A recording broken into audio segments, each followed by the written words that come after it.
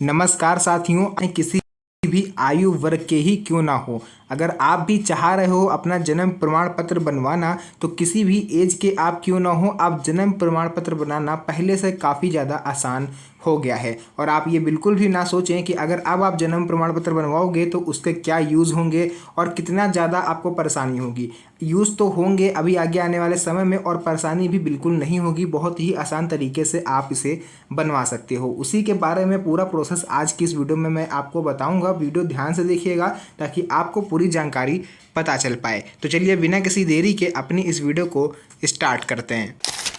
तो यहाँ पर आप लोग को लेकर के आ चुके हैं सीधे अपने मोबाइल फ़ोन की स्क्रीन पर। और सबसे पहला पॉइंट जो है मेरा वो ये है कि जन्म प्रमाण पत्र आखिर क्यों ज़रूरी है, क्यों इतना ज़्यादा जोर दिया जा रहा है। तो देखिए, इसको पहचान प्रमाण के रूप में सबसे अहम दस्तावेज अब माना जा रहा है और आगे आने वाले समय में माना भी जाएगा। अगर आप बच्चे का स्कूल एडमिशन करवाने जा रहे हो, अपने लिए पासपोर्ट बनवाने जा रहे हो, वोटर आईडी कार्ड अगर आपको बनवाना है, आधार कार्ड जैसी चीज़ें आपको बनवानी है, तो इसके लिए अब जन्म प्रमाण पत्र जो है सरकार जरूरी करने जा रही है।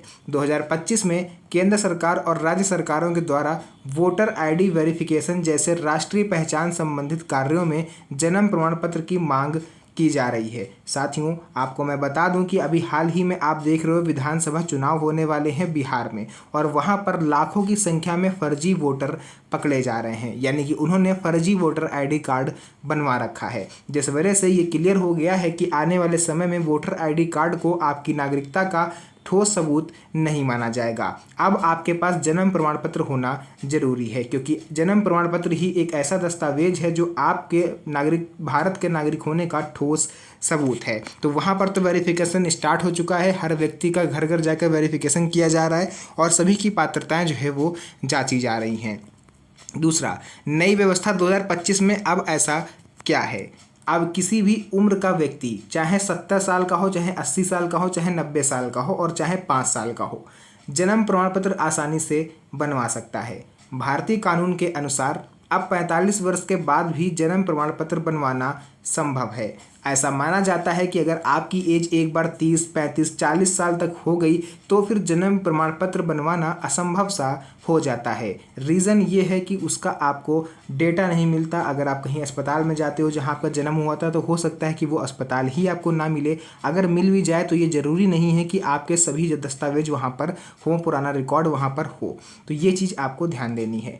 विशेष रूप से बिहार में पंचायत भवन, ब्लॉक कार्यालय और नगर पालिका में इस प्रक्रिया को और भी ज़्यादा आसान किया जा रहा है ऐसे लोगों के लिए जिनके पास जन्म प्रमाण पत्र नहीं है। उसके बाद देखिए किन लोगों के लिए किन लोगों का ये बन सकता है।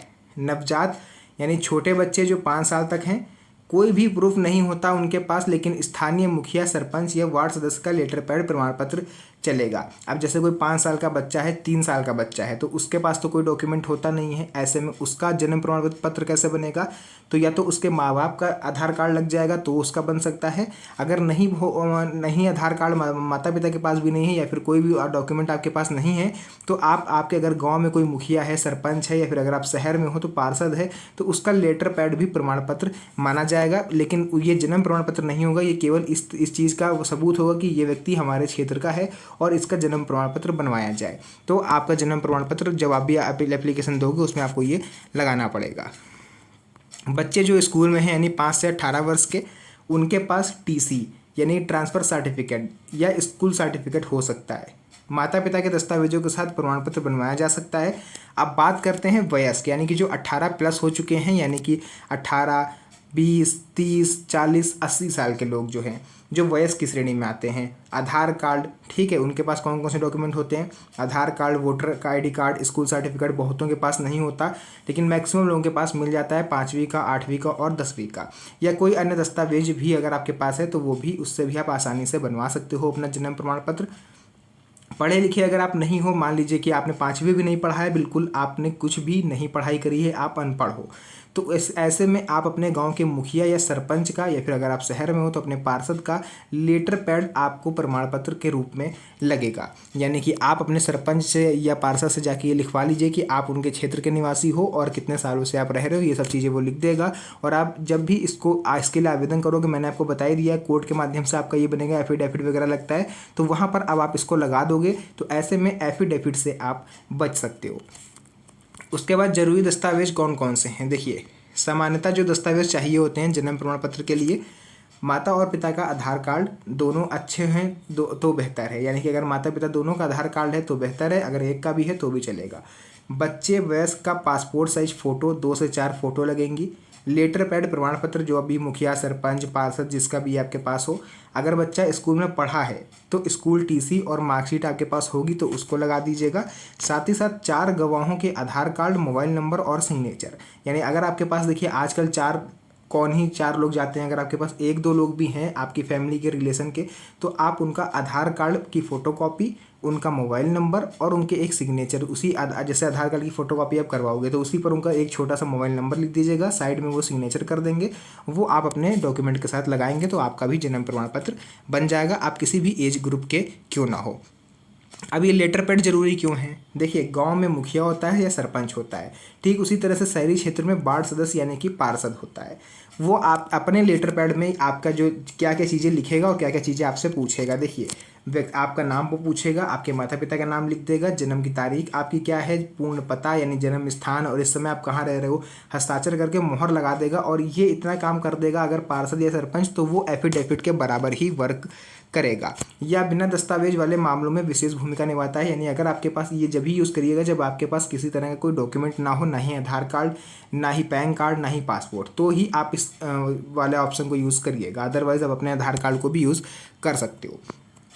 उसके बाद आ जाता है कोर्ट से हैपिड तैयार करवाना है यानी शपथ पत्र, जिसको एफिडेविट बोलते हैं।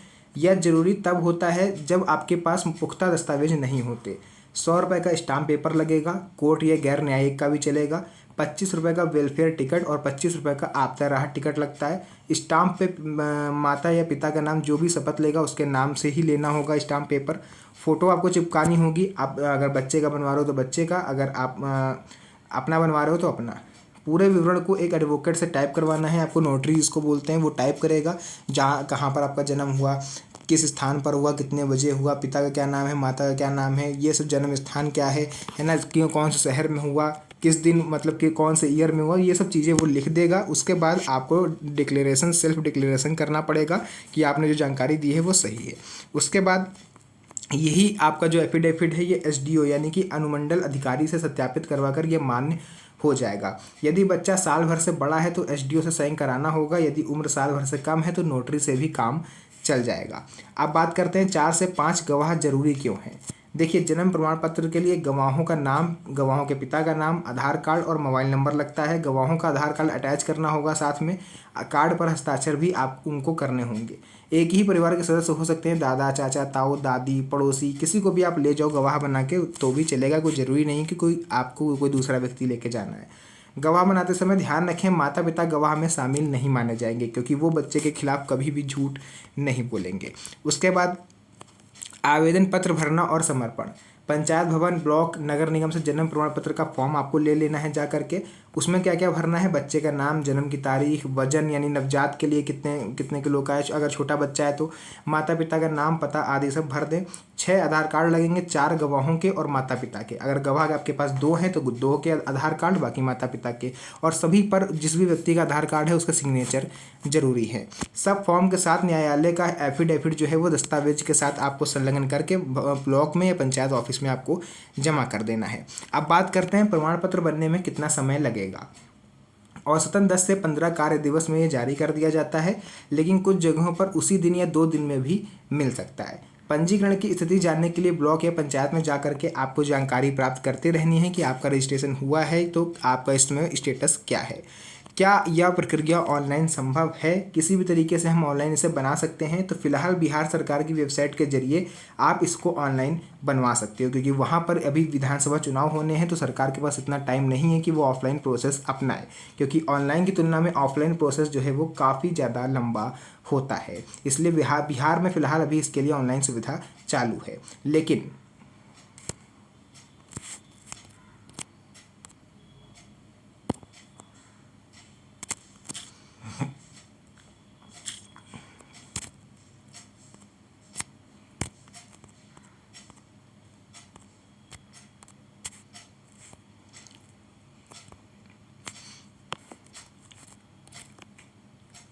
उसके बाद देखिए यहाँ बिना पढ़े लिखे व्यक्ति के लिए समाधान। अगर व्यक्ति अनपढ़ है और उसके पास कोई सर्टिफिकेट नहीं है तो मुखिया या सरपंच का लेटर पैड ही पर्याप्त होगा। आधार कार्ड, वोटर आईडी कार्ड साथ हो तो और भी बेटर होगा। निष्कर्ष जान लीजिए, जन्म प्रमाण पत्र बनवाने की प्रक्रिया को सरल बनाया जा रहा है। आप गांव, शहर, किसी भी उम्र, किसी भी परिस्थिति में अगर आप नियमों को और डॉक्यूमेंटेशन को सही से फॉलो करते हैं तो आप अपना बर्थ सर्टिफिकेट आसानी से बनवा सकते हैं। महत्वपूर्ण बातें जो आप सभी को जरूर जाननी चाहिए, 0 से 70 वर्ष तक कोई भी बनवा सकता है, 80 साल का भी बनवा सकता है।